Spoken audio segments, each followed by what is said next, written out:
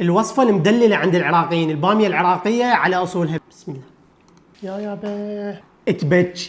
وما دام الوصفة بيها تمن، أبد ما استغني عن تمن دعوات. تمن بزمتي سيلاني، حباية طويلة، نثري بالطبخ، صراحة دائما أعتمد بكل الطبخات اللي بيها تمن. بجدر حلو مرتب على النار، نخلي شوية زيت.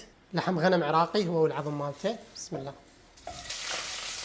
اللحم لحد ما يلشع عندنا بهذا الشكل، مي حار يفور.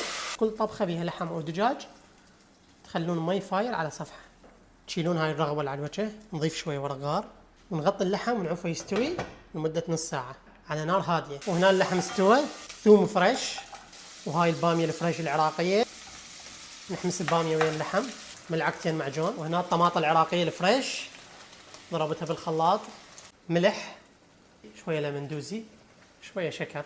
بسم الله. مي حار يفور. هسه نغطي جدر البامية خليها لحد ما تستوي، هيك على راحتها نار هادية. شوية زيت شوية بصل.